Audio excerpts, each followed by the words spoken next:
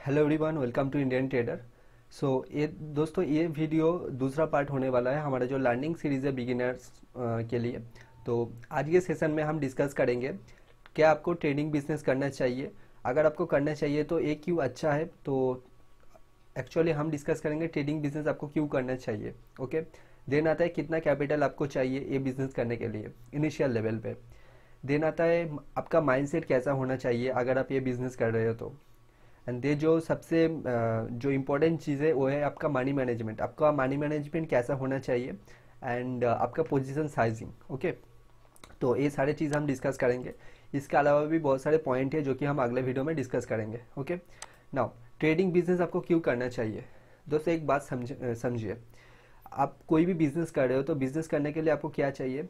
मान लीजिए कि आप एक अच्छे खासे बिजनेस स्टैंड करना चाहते हैं। ओके, तो वहाँ पर क्या लगेगा, आपको एक बड़े से अमाउंट आपको इन्वेस्ट करना पड़ेगा। देन आता है आपको बहुत सारे लोगों की हेल्प लेने लेने ले आपको ज़रूरत पड़ सकती है। डिपेंड करता है आप कौन सा काम कर रहे हो, तो वहाँ पर आपको बहुत सारे लोगों की ज़रूरत पड़ सकती है। तो वहाँ पर लेबर की आपको ज़रूरत है।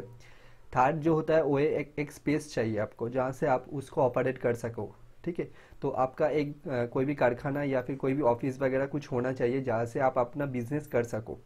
तो ये सारे चीज़ आपको नॉर्मली एक बिजनेस करने के लिए चाहिए। तो आप कोई भी एक एग्जांपल ले सकते हो। मान लीजिए कि आप गाड़ी का बिजनेस करना चाहते हैं, आप टू व्हीलर का बिजनेस करना चाहते हैं। ठीक है, एक्चुअली मान लीजिए कि आप टू व्हीलर बेचना चाहते हो, तो आपके पास एक शोरूम होना चाहिए। शोरूम के लिए एक स्पेस लगेगा, आप शोरूम से ही ऑपरेट कर सकोगे। तो वहाँ पर शोरूम में आपको बहुत सारे लोगों की ज़रूरत पड़ सकती है। कोई अकाउंट डिपार्टमेंट होगा, कोई सेलिंग में होगा, कोई भी बहुत सारे लोगों की आपकी ज़रूरत पड़ेगी। तो वहाँ पर आपको मैन पावर भी ज़रूरत होगी। देन आता है एक ह्यूज अमाउंट आपको इन्वेस्ट करना पड़ेगा इनिशियल लेवल पे, क्योंकि आपको जो प्रॉपर्टी है उसको खरीदना होगा। वहाँ पर आपको जो घर है उसको बनाना पड़ेगा, या फिर आप रेंट भी लेते हो तो भी वहाँ पर आपको इन्वेस्टमेंट करना पड़ेगा इनिशियल लेवल पे। बहुत ही ज़्यादा एक अमाउंट इन्वेस्ट करना पड़ेगा। लेकिन ट्रेडिंग में दोस्तों ऐसा नहीं है। ट्रेडिंग एक ऐसा बिजनेस है जो कि बहुत ही फ्लेक्सिबल है। फ्लेक्सिबल इसको इसलिए बोला जाता है क्योंकि आप दुनिया में किसी भी कोने पे हो, अगर आपके पास एक इंटरनेट कनेक्शन है एंड एक लैपटॉप है तो आप इजीली इसको कर सकते हो।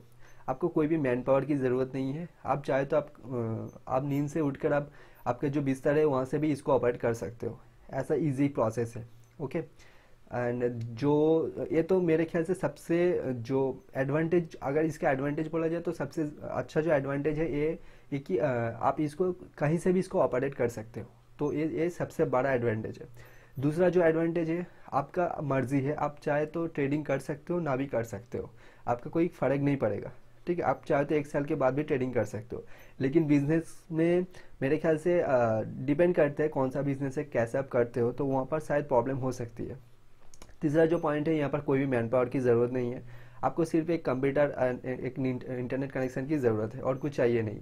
कोई भी घर या फिर कोई भी स्पेस की एक्स्ट्रा ज़रूरत नहीं है। मैंने कहा ना आपको, आप बिस्तर से भी इसको ऑपरेट कर सकते हो। तो मेरे ख्याल से ट्रेडिंग एक बहुत ही अच्छा बिजनेस है। एंड जो सबसे जो इम्पोर्टेंट चीज़ है, आप 500 रुपीज़ से इस बिज़नेस को चालू कर सकते हो। मतलब कि दुनिया में ऐसा शायद कोई बिज़नेस होगा जो कि आप 500 के, आप 100 रुपीज़ से भी इसको शुरू कर सकते हो। ठीक है, तो ये सबसे अच्छी चीज़ है जो कि आप कर सकते हो।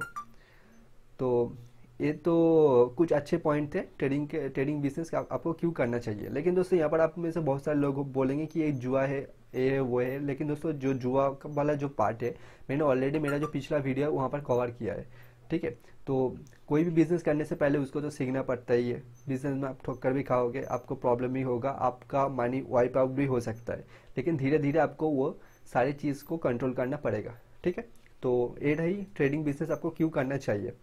ना कितना कैपिटल आपको चाहिए, जैसा कि मैंने आपको बोला, आप 100 रुपीज़ से भी शुरू कर सकते हो, आप 500 से भी शुरू कर सकते हो, आप 10,000 या फिर 1,000 रुपीज़ से भी शुरू कर सकते हो। तो मैं यहाँ पर आपको एक रूल्स बता देती हूँ। ट्रेडिंग आपको 10,000 रुपये से शुरू करना है, लेकिन 10,000 पूरा का पूरा कैपिटल यूज़ नहीं करना है। आपको 10,000 रुपीज़ मार्केट में लेके आना है। 10,000 को 10 पार्ट में या फिर 5 पार्ट में डिवाइड कर दो। ठीक है, तो अगर 10 पार्ट में आप डिवाइड कर दोगे तो आपके पास 1,000 के 10 पार्ट हो गए। ठीक है, आप 1,000 जो पार्ट होगा उसके साथ आप ट्रेडिंग करोगे। बाकी 9,000 आपका अलग में साइड में रहेगा, क्योंकि इनिशियल लेवल पे ये हो सकता है कि आपका जो मनी है वो पूरा वाइप आउट हो जाए। तो अगर आपका मानी 2 बार 3 बार 4 बार भी वाइप आउट हो जाता है तो भी आपके पास कैपिटल होगा फर्दर काम करने के लिए। तो 10,000 रुपये को आप बहुत ज़्यादा ट्रेड करके आप प्रैक्टिस करके आप एक माइंडसेट बना सकते हो, जो कि इन फ्यूचर में आपको एक बड़ा अमाउंट अगर मार्केट पर आप लेके आते हो तो वहाँ पर बहुत ही ज़्यादा चांस है कि आप मुनाफा लेके घर जाओगे। ठीक है, तो आपका जो कैपिटल रिक्वायरमेंट है इनिशियल लेवल पे आप 5,000 या फिर 10,000 लेके आओ, एंड जो अमाउंट आप लेके आ रहे हो उसको 5 पार्ट या फिर 10 पार्ट में आप डिवाइड कर दो। ठीक है, और हर एक पार्ट में हम ट्रेड करेंगे, वो कैसे होगा वो हम बता देंगे। ओके, तो 10,000 लेके आओ, 10,000 को 10 पार्ट में डिवाइड कर दो, 10,000 के 10 पार्ट। ओके, देन आता है माइंडसेट। दोस्तों माइंडसेट सबसे ज़रूरी चीज़ है। माइंडसेट मेरे ख्याल से जो ट्रेडिंग को आप अगर 100% कोई सिस्टम बोलते हो तो वहाँ पर माइंडसेट आपका कम से कम 50% तो माइंडसेट का काम है।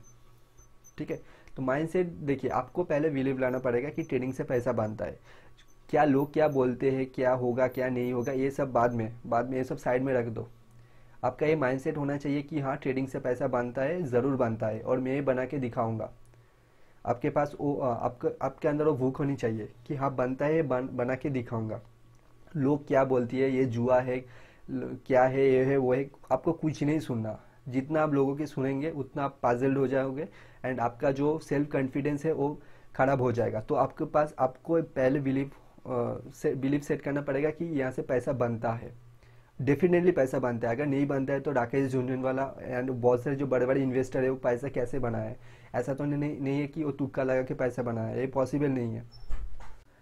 सो दोस्तों माइंडसेट आपका बहुत ही स्ट्रांग होना चाहिए, आपको बिलीव आपको लाना ही पड़ेगा। ठीक है, एंड बिलीव कैसे जनरेट होगा, जब आप धीरे धीरे ट्रेड करोगे, गलतियां करोगे, गलती से सीखोगे, धीरे धीरे प्रॉफिट में आओगे, तब आपका माइंडसेट बहुत ही स्ट्रांग हो जाएगा। लेकिन कोई भी चीज़ करने से पहले आपको वो बिलीव लाना पड़ेगा, एंड मेहनत करने के लिए जो आपका भूख है उसको आपको बढ़ाना पड़ेगा कि मैं करके दिखाऊंगा। आपके पास वो जुनून आना चाहिए कि मैं करूंगा, मतलब करूंगा एट एनी कॉस्ट। मेरा गोल सिर्फ यही है, मुझे करना है, मतलब करना ही है। ठीक है, अगर आप कोई दूसरी चीज़ों के साथ ये कर रहे हो तो ठीक है, लेकिन आपका ये माइंडसेट बिल्कुल स्ट्रांग होना चाहिए, मुझे करना है, मतलब करना ही है एट एनी कॉस्ट। तो ये आपके दिमाग में होना चाहिए। तो जो सेकेंड पार्ट है तो वो है मनी मैनेजमेंट। दोस्तों ये सबसे इम्पॉर्टेंट चीज़ है ट्रेडिंग में, और लोग हमेशा यहाँ पर ही प्रॉब्लम कर देते हैं। मनी मैनेजमेंट याद रखना, money management is only holy grail in this market. वो क्यों, मैं बताती हूँ। ठीक है, तो मान लो मनी मैनेजमेंट कैसे एक्चुअल में होता क्या है। देखो, मार्केट में एक चीज़ ही आप कंट्रोल कर सकते हो। आपको एक चीज़ मार्केट में दिया जाता है, वो है स्टॉप लॉस, जिसका मतलब है कि जो लॉस है वो आप इनिशियल एक लेवल पे आप स्टॉप कर सकते हो। ठीक है, तो स्टॉप लॉस आपके हाथ में हमेशा रहता है मार्केट में। तो ये जो लॉस है, आप मार्केट पे सिर्फ लॉस को ही कंट्रोल कर सकते हो और कुछ कंट्रोल नहीं कर सकते हो। आपको नहीं पता है कोई स्टॉक कहाँ जाएगा, कैसे मूवमेंट करेगा, उसको तो हम टेक्निकल एनालिसिस के मदद से हम ढूंढने की कोशिश कर सकते हैं, लेकिन वो एक प्रोबेबिलिटी होता है, वो एक प्रोबेबिलिटी गेम होता है। तो वहाँ पर प्रोबेबिलिटी हम ढूंढने की कोशिश करेंगे, 50%, 60%, 40, 70 जो भी होता है वो हमारा प्रोबेबिलिटी होता है। लेकिन जो मनी मैनेजमेंट है, ये सिस्टम है, एक मैथमेटिक्स है जो कि 100% करेक्ट है। यही एक चीज़ है जो कि 100% मार्केट में चलता है। तो आपको मनी मैनेजमेंट कैसे करना है, तो चलिए एग्जाम्पल के थ्रू हम समझने की कोशिश करते हैं। ठीक है, तो चलिए चार्ट में चलते हैं। तो आज अगर मैं सुबह पे एक वीडियो डाला था जो कि IDFC बैंक के बारे में था, तो वहाँ पर मैंने बोला था कि आज के जो कैंडल होगा तो इस कैंडल के ऊपर ही आप बाय कर सकते हो, या फिर जो हाई बना है, ये जो कैंडल है 13 अगस्त का जो कि 31.7 है, तो 31.75 में हमारा एंट्री हो सकता है। अगर हम पोजिशनल ट्रेड लेते हैं तो, एंड जो हमारा स्टॉप लॉस आ जाएगा वो कुछ इस लेवल पे आ जाएगा। ठीक है, तो मैं सारी चीज़ यहाँ पर हटा देती हूँ। मेरे पास देखो 2 लाइन यहाँ पर आ चुका है। आपको ये जो सिस्टम है इसके बारे में नहीं सोचना है, यहाँ पर मैं आपको मनी मैनेजमेंट सिखा रही हूँ। ठीक है, नाउ यहाँ पर देखो हमारा जो एंट्री होगा वो होगा 31.75। तो यहाँ पर हम लिख देते 31.75, ये हमारा एंट्री प्राइस है। जो हमारा स्टॉप लॉस आ जाएगा वो हो जाएगा 29.35। ओके, नाउ 2.4, जो 2.4 है ये हमारा रिस्क है। तो हर एक ट्रेड में जो स्टॉक का जो क्वांटिटी होगा, हर एक क्वांटिटी में जो रिस्क होगा वो होगा 2.4 रुपीज़। ओके, नाउ मैंने आपको बोला कि आपको 10,000 रुपये लेके आना है। 10,000 में से आपको 1,000 रुपये पहले इनिशियल स्टेज में आपको उसके साथ खेलना है। ओके, नाउ आप तो इंटरडे करने वाले हो, बेसिकली आप इंटरडे ही करने वाले हो। तो इंटरडे में देखो आप ये डिपेंड करता है लोग कितना रिस्क लेते हैं हर एक ट्रेड में। आप कितना ट्रेड करते हो पर मंथ, उसके हिसाब से आपको रिस्क डिफाइन करना पड़ेगा। तो मैं आपको बोला हूँ कि मैं आपको जो सिखाने वाला हूँ वहाँ पर आप रेगुलर बेसिस पे ट्रेड करोगे। तो वहाँ पर मैं ये मान के चल रही हूँ तो आप डेली मैक्सिमम 3 ट्रेड करोगे, मैक्सिमम 3, जो कि बहुत ही ज़्यादा ट्रेड है। वो क्यों है मैं बताऊंगा, लेकिन इनिशियल स्टेज में ये पकड़ के चलिए आपको 3 ट्रेड लेना है। ठीक है, लेना है मतलब कि आपका सिस्टम में अगर आता है तो लेना है, तो मैक्सिमम आप 3 ट्रेड ही करोगे। तो आप मान लीजिए कि हर एक ट्रेड में आप 1% रिस्क लोगे। नाउ 1% जो रिस्क होगा वो 10,000 में 1% नहीं होगा, वो 1,000 का 1% होगा, क्योंकि हम 10,000 की 10 पट करने वाले हैं। 1,000 रुपये से हम खेलेंगे पहले। ठीक है, तो 1,000 का जो 1% होगा वो होगा 10 रुपये। ठीक है, कोई प्रॉब्लम नहीं है। नाउ 10,000 का जो 1% है वो है 10 रुपये। तो हमारा जो रिस्क था कितना था, 2.4। सो उसको हम 2.4 से डिवाइड कर देंगे। ठीक है, तो हमारा जो क्वांटिटी हो जाएगा वो हो जाएगा 4। तो 10 रुपये अगर हम रिस्क लेते हैं तो वहाँ पर हमारा जो क्वांटिटी आ जाएगा वो हो जाएगा 4 क्वांटिटी। तो यहाँ पर हमने क्या किया है, मनी मैनेजमेंट कैसे किया है, देखो सबसे पहले हमारा जो कैपिटल था वो तो फिक्स है, तो कैपिटल के ऊपर हम कितना रिस्क लेंगे वो भी फिक्स है। तो देखो यहाँ पर कैपिटल था 1,000 रुपये, क्योंकि हम 1,000 से खेलने वाले हैं, 10,000 हमें यूज़ नहीं करने वाले। तो 1,000 का जो 1% का रिस्क होगा वो होगा 10 रुपये। ठीक है, हमारा जो रिस्क है पर क्वांटिटी में वो होगा 2.4। ओके, सो 2.4 मतलब कि हमारा क्वांटिटी कितना आ जाएगा, कितना, 4 क्वांटिटी। तो यहाँ पर हर एक चीज़ हमारा प्लान्ड है, ऑलरेडी प्लान्ड है। 1,000 रुपये मेरे पास है, वहाँ से हम 10 रुपये रिस्क लेने वाले हैं। 2.4 ईच स्टॉक में मेरा रिस्क है, एंड जो मेरा क्वांटिटी साइज हो जाएगा वो होगा 4। तो मेरे पास एक प्लान रेडी है जो कि एक पूरा बेसिक्स है। ठीक है, आप कितने भी बड़े ट्रेडर क्यों ना हो, चाहे वो वॉरेन बफेट हो, चाहे वो राकेश झुंझुनवाला हो, चाहे वो कोई भी हो, उसके पास एक सिस्टम है, वो उस सिस्टम से काम करता है। लेकिन हर एक बंदा हर पूरे दुनिया में एक चीज़ फॉलो करते हैं, वो है money management, risk management. Okay, यहाँ पर हम हमारा जो रिस्क है उसको मैनेज कर रहे हैं। अगर ये 10 रुपये चले भी जाते हैं तो कोई प्रॉब्लम नहीं है। ठीक है, तो ये रहा हमारा सिस्टम, ये रहा मनी मैनेजमेंट, ये ओनली होली ग्रेल है। तो यहाँ पर आप बोलेंगे कि होली ग्रेल क्यों है, देखो होली ग्रेल इसलिए है क्योंकि यहाँ पर मैं मार्केट को 10 रुपये ही देने वाला हूँ, इससे ज़्यादा नहीं दूंगा। जो ब्रोकरेज वगैरह है वो साइड में रख दो, क्योंकि ब्रोकरेज यहाँ पर हम इंक्लूड नहीं कर रहे हैं, क्योंकि देखो हर एक ब्रोकर का ब्रोकरेज अलग होते हैं, तो उसको आपको साइड में रखना होगा, उसको हम यहाँ पर इग्नोर करते हैं। ठीक है, तो ये हो गया मनी मैनेजमेंट, जो कि होली ग्रेल है इस मार्केट में। आपको इस मनी मैनेजमेंट से ही खेलना है, इस मनी मैनेजमेंट को आपको इग्नोर नहीं करना है। इनिशियल स्टेज में आप 1% पर स्टॉक रिस्क लेंगे, पर ट्रेड रिस्क लेंगे, एंड इन फ्यूचर वो अगर आपको कॉन्फिडेंस आता है तो आप ज़्यादा ले सकते हैं, 2% 3% तक जा सकते हो। ठीक है, कोई प्रॉब्लम नहीं है, डिपेंड करता है आप कैसे ट्रेड करते हो, आप कितना एक्सपर्टाइज उसमें हासिल कर सकते हो। ठीक है, तो ये रहा मनी मैनेजमेंट। देन आता है position sizing. Now position sizing same ही है, जैसा कि मैंने आपको बोला आपका रिस्क है 10 रुपये, 2.4 रुपीज़ पर स्टॉक में आपका रिस्क है, तो आपका क्वांटिटी हो जाएगा 4 quantity, that is called position sizing.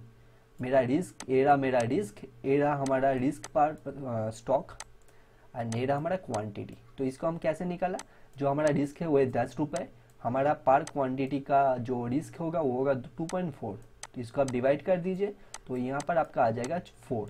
इसको आप सिंपल कैलकुलेट कर दीजिए। ठीक है, ऐसे आपको ट्रेड करना है।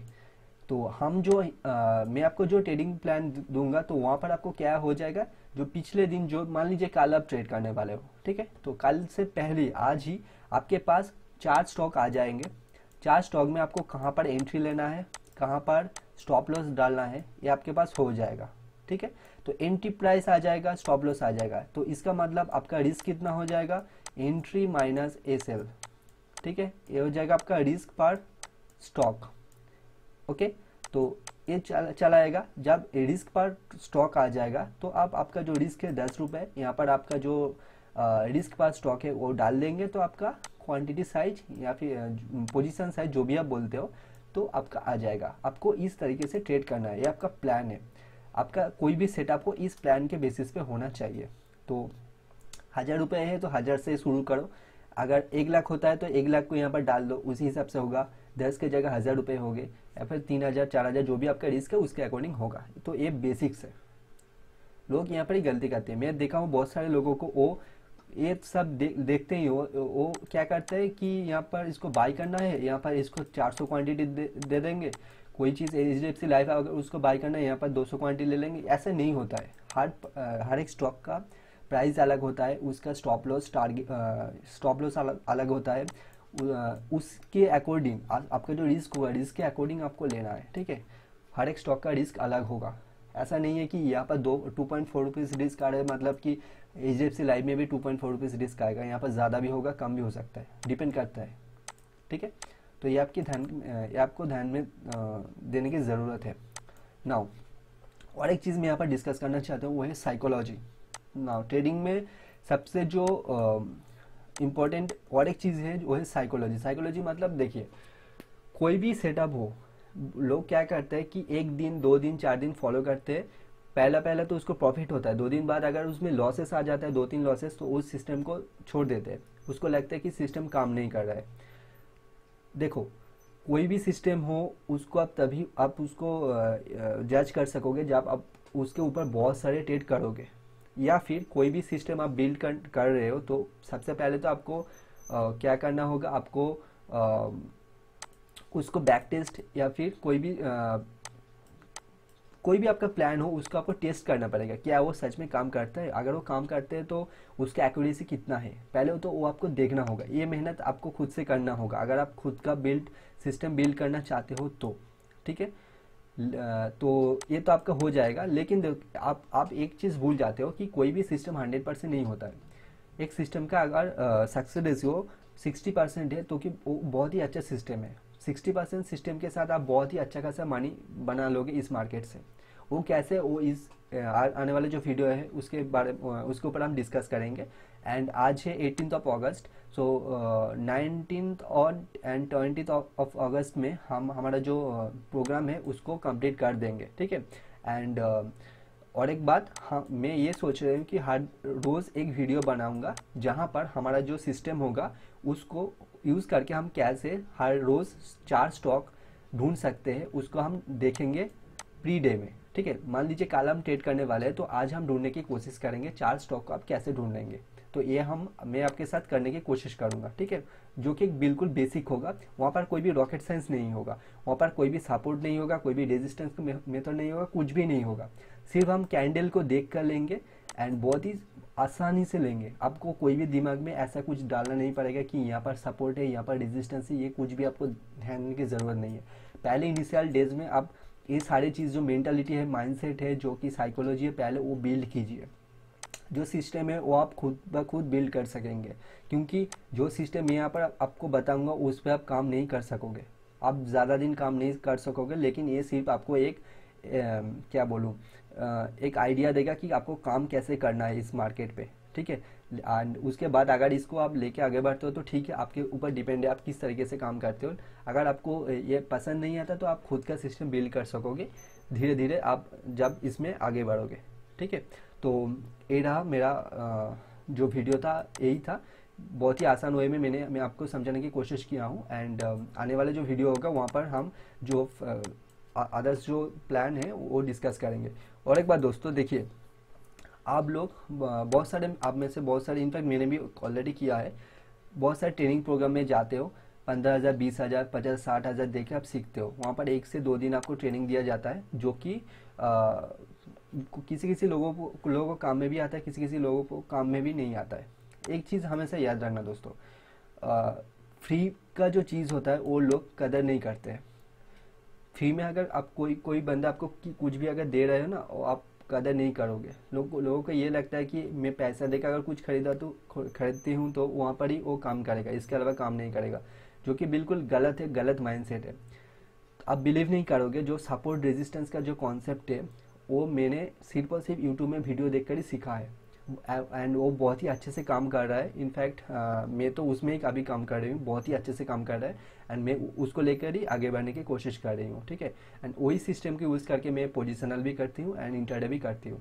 एंड और एक चीज़ जो मैं बताना चाहती हूँ, देखिए बहुत सारे लोग क्या करते हैं, बहुत ओवर ट्रेड कर देते हैं। वो हर दिन ट्रेड करते हैं एंड आप उसको 4 5 6 7 ट्रेड एक एक दिन में करना होता है, जो कि देखो ये डिपेंड करता है, मैन टू मैन डिपेंड करता है उसका क्या सिस्टम है, वो कैसे ट्रेड करते हैं। लेकिन मैं खुद ऐसा नहीं करती हूँ। आप बिलीव नहीं करोगे, इस महीने में मैंने ओनली 2 से 3 ट्रेड ही किया है, 3 ट्रेड किया है शायद, हाँ। उसमें से जो टाटा पावर का जो ट्रेड है, उस ट्रेड के लिए मुझे करीबन 1 से 1.5 हफ्ते वेट करना पड़ा, ठीक है। मैंने ऑलरेडी 2 तारीख को ट्रेड किया था, उसके बाद 11 तारीख को, 11 या फिर 12 तारीख को मैंने ट्रेड किया है। इतने दिन मुझे बैठना पड़ा उस ट्रेड को आने के लिए। एंड वहाँ पर आप देखोगे, मैंने आपको बोला कि रिस्क टू रिटर्न मुझे 1:9 मिला है। तो बहुत सारे लोग यहाँ पर जो काम करते हैं, हर रोज़ ट्रेड करते हैं, वो 1:1 1:1.5 में काम करते हैं। अगर आपको एक ट्रेड या फिर 2 ट्रेड महीने में ऐसा मिल गया जहाँ पर आपको 1:6 1:8 मिल जाता है, तो वो जो अमाउंट आप गैदर कर लोगे ना, जो लोग पर डे ट्रेड करते हैं उससे भी ज़्यादा हो जाएगा। आप 2 ट्रेड करके उससे भी ज़्यादा कमाते हो। एंड वो हर महीने पर डे 10 12 ट्रेड करके भी वो अमाउंट इकट्ठा नहीं कर पाएंगे, क्योंकि वहाँ पर उसका प्रोबेबिलिटी कम हो जाएगा। वो सिस्टम जो फॉलो करते नहीं करते मुझे मालूम नहीं है, लेकिन वहाँ पर वो हाई प्रोबेबिलिटी सिस्टम पे नहीं काम करते। वहाँ पर 1:1 1:2 पे खेलते हैं, जो कि मुझे बिल्कुल भी पसंद नहीं है दोस्तों, ठीक है। तो ये रही बात, धीरे धीरे आप समझ जाओगे, आप खुद से सिस्टम बिल्ड करोगे तो वहाँ पर आपके हिसाब से आप कर सकोगे, ओके। तो चलिए मिलते हैं अगले वीडियो में। एंड और एक ट्रेड मैं आपको आपके साथ शेयर करना चाहती हूँ, जो कि मुझसे बहुत ही बड़ी गलती हो चुकी है, जो कि मैं कोशिश करूँगा कल अगर मिलता है तो मैं ज़रूर लूँगा। देखो, अशोका लेलैंड मेरे रेडर पे था। ये जो सारे स्टॉक है ना, ये सब मेरे पोजिशनल ट्रेड के लिए है, जो कि अभी तक तो नहीं आया है, लेकिन मादरसन सुमी कल ही एक्टिवेट हो जाएगा। मादरसन सुमी को कल मैं ज़रूर बाई करूँगी। सॉरी, मादरसन सुमी नहीं, IDFC फर्स्ट। मादरसन सुमी भी मेरे लेवल पे आ रहा है एंड बहुत सारे ट्रेड भी आ रहे हैं, लेकिन अशोका लेलैंड ऑलरेडी एक्टिव हो चुका है। देखो, ये जो लेवल है ना 66 जो लेवल है, यहाँ पर ही मेरा एंट्री लेवल था एंड ये जो कैंडल है इसके नीचे ही मेरा स्टॉप लॉस है। लेकिन मैं जब भी ये 66 को क्रॉस कर रहा था, मैं इसको देखा नहीं है। और मेरा एक आदत है, अगर मेरा जो लेवल है, मेरा जो प्राइस है, उसको अगर क्रॉस करके ऊपर जाता है, मैं वहाँ पर एंट्री नहीं लेता हूँ। मैं फियर ऑफ मिसिंग आउट जो वर्ड है उसको बिलीव करती हूँ। And fear of missing out की वजह से बहुत सारे समय मुझे बहुत लॉसेस भी हुआ है, क्योंकि देखो यहाँ से यहाँ तक चला गया, यहाँ से डायरेक्ट ऊपर चला जा सकता है, ठीक है। एंड अगर मैं इस लेवल पे इसको बाई करूँगा, यहाँ से अगर ये नीचे चला जाता है तो यहाँ पर स्टॉप लॉस बड़ा हो जाएगा, मेरा रिस्क टू रिवार्ड कम हो जाएगा एंड मेरा रिस्क बढ़ जाएगा, जो कि बिल्कुल गलत है। एक ट्रेड जाते हैं तो कोई प्रॉब्लम नहीं, दूसरा ट्रेड आ जाएगा, लेकिन फियर ऑफ मिसिंग आउट में आके आपको जल्दबाजी नहीं करनी है, ठीक है। तो मैं यहाँ पर कोशिश करूँगा, अगर ये ट्रेड 66 में मुझे मिलता है तो ही मैं एंट्री लूँगा एंड मेरा जो स्टॉप लॉस आ जाएगा वो हो जाएगा 63 पे, ठीक है। तो ये मेरा ट्रेड है एंड अगर मुझे मिलता है तो ही मैं लूँगा, नहीं तो मैं नहीं लूँगा, ठीक है। क्योंकि इसके ऊपर भी अगर मैं इसको लेता हूँ तो स्टॉप लॉस तो मेरा सेम ही रहेगा, लेकिन यहाँ पर रिस्क टू रिवार्ड कम हो जाएगा। क्यों? देखो, ये मेरा टारगेट है, 86 के अराउंड मेरा टारगेट है।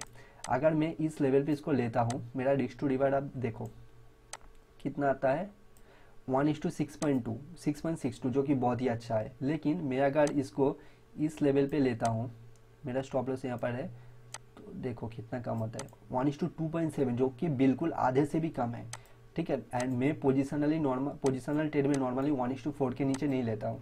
मिलता है तो ठीक है, महीने में एक ट्रेड मिले तो भी सही है, लेकिन ट्रेड करूँगा तो कॉन्फिडेंटली करूँगा, बड़े प्रॉफिट के लिए करूँगा, उस छोटे छोटे प्रॉफिट नहीं। मेरा सिस्टम इतना एक्यूरेसी नहीं है कि 90% लोग जो बोलते हैं ना 80% 90% 100% एक्यूरेसी है, मेरा सिस्टम ऐसा नहीं है। मुझे 60-65% का एक्यूरेसी है एंड वहाँ पर मैं हाई प्रोबेबिलिटी जो ट्रेड्स है उसको लेने की कोशिश करती हूँ। अगर मैं 60% सही हो जाता हूँ 1:4 पे, तो भी बहुत ही अच्छा खासा पैसा बन जाता है, ठीक है। तो ये रहा जो हमारा जो आज का वीडियो था, यही था। एंड मिलते हैं अगले वीडियो में। एंड कुछ भी अगर अपडेट होता है तो मैं आपको अपडेट कर दूंगी। तो आई होप दोस्तों आपको वीडियो पसंद आया होगा। और एक बात दोस्तों, मैं कोई से भी रजिस्टर्ड एडवाइज़र नहीं हूँ, कोई भी चीज़ सिखाने, मैं ये सिर्फ एक एजुकेशनल कंटेंट है, यानी सिर्फ और सिर्फ एजुकेशनल कंटेंट ही है। अगर आप कोई भी ट्रेड लेते हो मेरे रिकमेंडेशन पर, तो प्लीज़ वो मत कीजिए। अगर कोई आप ट्रेड लेते हो तो उससे पहले आपका जो फिनेंशियल एडवाइज़र है आप उसके साथ सलाह ले सकते हो। एंड आप ये जो सारी चीज़ मैं आपको बता रही हूँ ये आप एज एन एजुकेशनल कंटेंट आप इसको देख सकते हो। ठीक है, तो चलिए मिलते हैं अगले वीडियो में। Have a good day and always remember do money management before taking any trade. Okay, so have a good day.